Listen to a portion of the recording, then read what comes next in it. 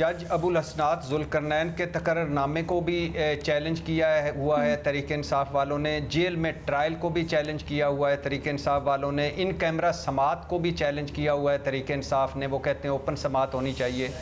शाह महमूद कुरैशी के हवाले से डॉक्यूमेंट्स वाज़े तौर पे नहीं मिली, इसको भी चैलेंज किया हुआ है तहरीक इंसाफ ने, जो मुआवन के तौर पर इस केस में मौजूद हैं। और फ़र्द जुर्म को भी चैलेंज कर रही है तहरीक इंसाफ के 17 अक्टूबर को, जब तक ये सारों के फ़ैसले नहीं होते फ़र्द जुर्म जो है वो आयद ना की जाए। और चालान का रिकॉर्ड जो है उसको बर वक्त नहीं मिला, और उसको हमें बर वक्त रिकॉर्ड नहीं मिलता, और बाकी सारे डॉक्यूमेंटेशन को भी चैलेंज किया हुआ है तहरीक इंसाफ ने।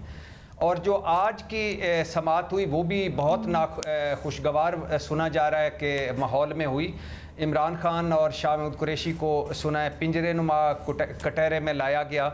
वकला ने मुसलसल इतराज़ किया, जिस पर जज साहब ने दोनों को फिर उन पिंजरे नुमा कटहरे से निकाल कर वकला के साथ बिठाया। इमरान खान साहब और जज साहब का आपस में भी तल्ख मुकालमा हुआ, और जिसके एक मौके पे जज साहब ने पूछा कि आपको मुझ पर एतमाद है, तो इमरान खान ने कहा मुझे अब मुझे इस पूरे निज़ाम इंसाफ पर ही एतमाद नहीं है।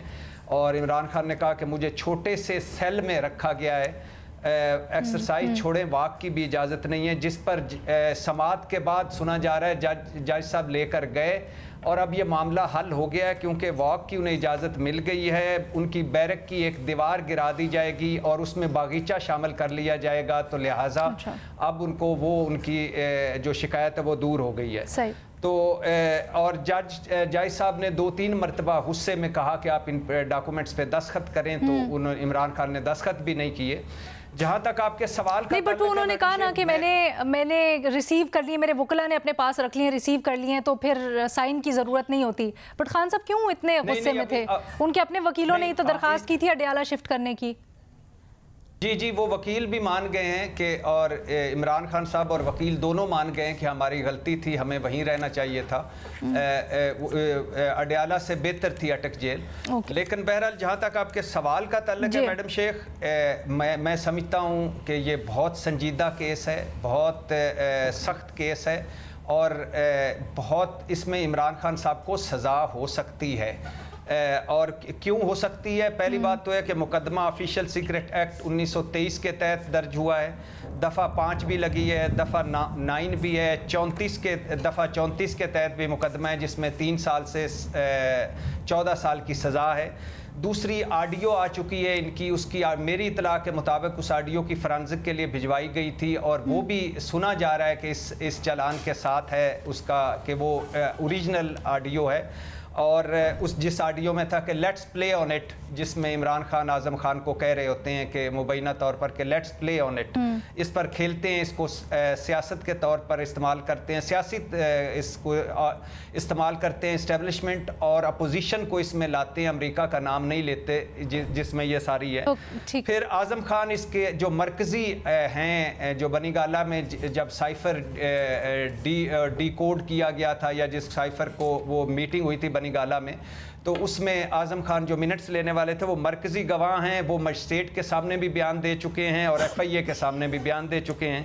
फिर 27 और गवाह हैं मैडम शेख, 27 गवाह और हैं, और ये गवाह जो 27 हैं ये पूरी चेन को एक करते हैं कि पहले दिन से लेकर आखिरी दिन तक 27 गवाह, इसमें पॉलिटिकल भी हैं, ब्यूरोक्रेट्स भी हैं, वजारत खारजा के भी हैं, और दूसरी बात यह है कि लम्हा बेलम्हा और मज़े की बात है कि इन 27 गवाहों के जो गवाह इन्होंने 164 के तहत बयान दिया है, वो बयान भी साथ लगे हुए हैं चालान के।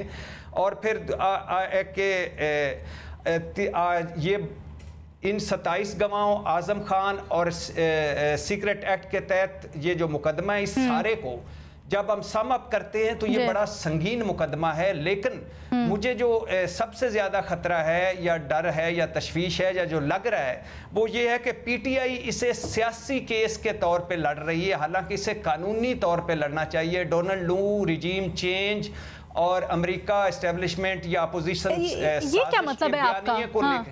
ये क्या मतलब है आपका? ये मैडम शेख जो इमरान खान के वकला हैं, सिवाय एक वकील के, बाकी सारों का बयानिया वही है जो सियासी बयानिया है کہ دیکھیے یہ کون سا مقدمہ ہو گیا، ہم کوئی اس خوددار قوم ہیں، آزاد قوم ہیں، رجیم چینج ہوا، فلاں ہوا. حالانکہ یہ سائفر لیک کیس ہے، سائفر گمشدہ کیس ہے، سیکرٹ ایکٹ کے تحت کیس ہے، گواہوں کے بیانات کا کیس ہے اور آڈیو اس میں شامل ہے. لہٰذا اگر تحریک انصاف نے اس کو قانونی طور پر لڑا، اچھا دفاع کیا تو ہو سکتا ہے سزا کم ہو، لیکن اگر اسے سیاسی طور پر لڑا تو میکسیمم سزا بھی مل سکتی ہے. یہ بڑا سنجیدہ کیس ہے عمران خان صاحب کے لیے.